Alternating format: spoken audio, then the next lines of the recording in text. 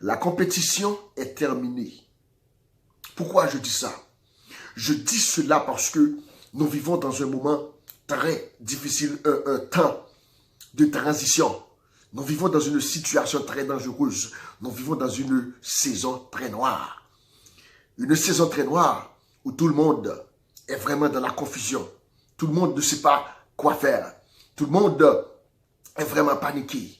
Nous sommes tous dans le même bateau. Nous vivons dans une situation, dans un moment où nous avons tous besoin de la grâce de Dieu, de la faveur de Dieu et de la miséricorde de Dieu pour survivre, afin de traverser cette période de transition, afin de traverser cette situation ou cette saison de misère noire. Mes chers amis, la compétition est terminée.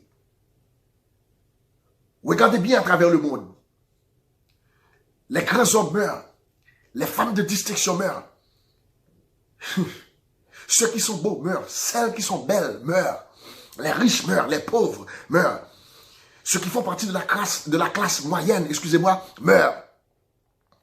Les grands pays sont vraiment incapables. Les grands pays, comme les États-Unis, le Canada, les grands pays de l'Europe, sont vraiment incapables, sont vraiment impuissants devant cette situation de COVID-19 qui fait rage à travers le monde. Bref, beaucoup de gens meurent. Maintenant, personne n'est meilleur que l'autre, mes chers amis. Maintenant, c'est le temps d'aimer. C'est le temps de pratiquer l'amour. C'est le temps de supporter les uns les autres. C'est le temps d'aimer au lieu de faire la compétition. C'est le temps de compléter les uns les autres, mes chers amis. C'est le temps de compléter les uns les autres. C'est comme Paul a dit.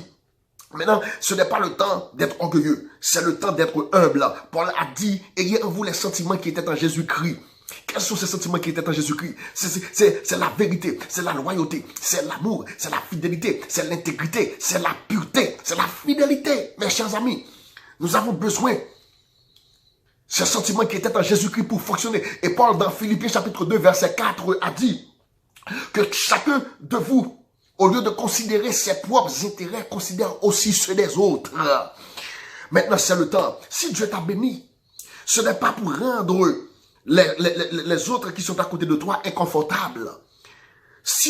Amen, si Dieu t'a béni, si tu es vraiment éduqué, ce n'est pas pour rendre quelqu'un qui est à côté de toi ou encore les autres personnes mal à l'aise ou encore des gens inconfortables à cause de ton éducation parce que tu es très éduqué. Non, si Dieu t'a béni, Dieu t'a béni afin que tu sois une source de bénédiction pour les autres. Dieu t'a béni afin que tu sois une bénédiction pour au moins quelqu'un d'autre.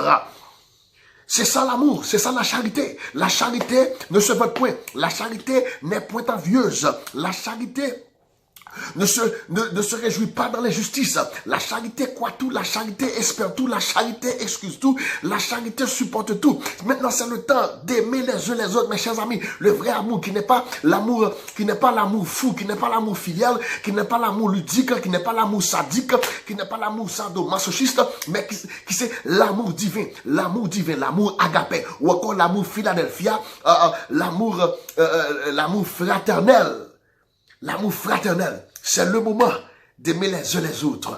Ce n'est pas le moment d'être orgueilleux, mes chers amis. Parce que ton ami est heureux dans son mariage, parce que ton ami est heureuse dans son mariage, tu essaies de gâcher son mariage parce que toi-même tu n'es pas heureux, ou encore parce que tu n'es pas encore marié, parce que tu es riche, ou encore parce que, même pour les ministres de l'évangile, parce que tu es un pasteur d'une grande église avec des milliers de membres, tu penses que tu es plus spécial, tu penses que tu es plus grand que l'autre pasteur qui a 100 membres, qui a seulement 50 membres. Non.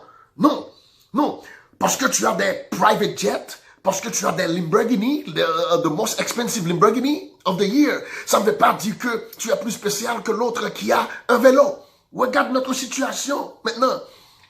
Tout le monde est dans le même panier, tout le monde est dans le même bateau, mes chers amis. Nous attendons la grâce de Dieu, la faveur de Dieu, la miséricorde de Dieu, mes chers amis. Maintenant, cessons cette situation. Cessons la compétition, mes chers amis.